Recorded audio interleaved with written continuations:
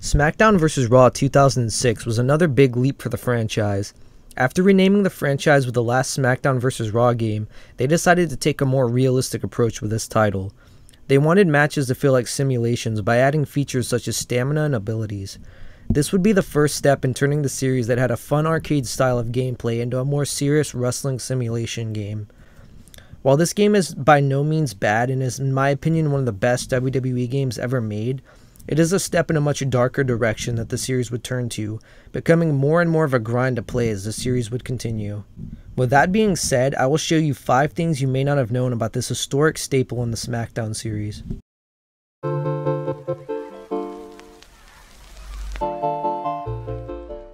Back in the early 90s, when Nintendo was dominating wrestling games on the N64, the Sony PlayStation would find its niche with the Smackdown series.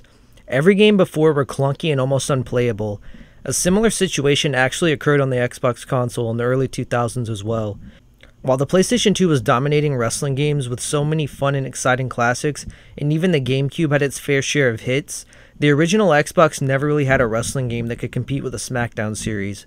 By no means am I saying that WrestleMania 21 was as bad as anything on the PlayStation 1, but games like WWF Raw and Legends of Wrestling couldn't possibly emulate the immense options and free roam that a game like WWE SmackDown could give you. Therefore, Smackdown vs. Raw 2006 would be the final Smackdown game exclusive to the PlayStation 2 before next-gen consoles would come out. And now you can play the series on whichever console of your choice.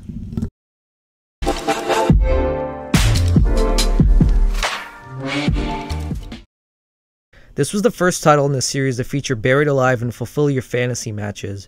The Buried Alive match plays like a repurposed casket match from SmackDown 2, and the Fulfill Your Fantasy match is just a repurposed bra and panties match. These two matches are a sign of the times back when WWE actually added new matches to the games, and back when we could have something like a bra and panties match in a WWE game.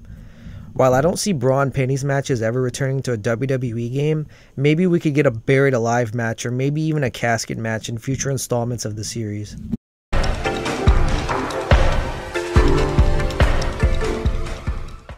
A feature people have wanted for years is the ability to fight for championships online in the WWE 2K games.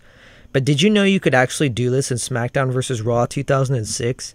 While Smackdown vs. Raw was the first title online, Smackdown vs. Raw 2006 really set the bar higher with the amount of things you could do online. Not only could you play almost any match, but you could trade calls between yourself and other players as well.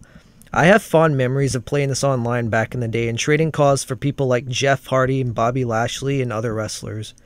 It was a really cool experience compared to how you can just download anybody off of community creations nowadays. You could also defend any created title that you may have had, and it included a leaderboard so you could keep track of who has the title and how many wins they have.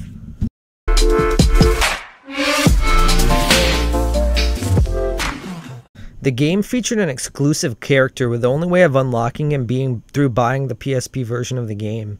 This character was Jake the Snake Roberts.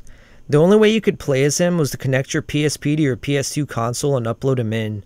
The PSP version was nearly identical to the PlayStation 2 version, with the only differences being a lack of commentary and horrendous load times. The load times were so bad that it would take around 5 minutes to load a single match if you were to pick a created call.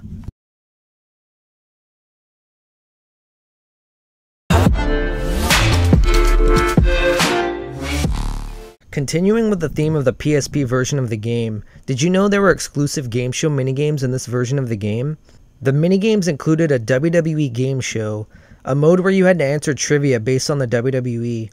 This mode contained over 500 unique questions, and many questions would include clips of matches or songs, and ask if you knew which match or wrestler this was from. Another game mode was a poker minigame where you could play poker with many superstars from the game. The final minigame is probably the most bizarre one. This minigame involves you playing as Eugene, flying like a plane down the ramp. These minigames would have been a fun addition to the PlayStation 2 edition, and hopefully future games will feature these fun bonus minigames.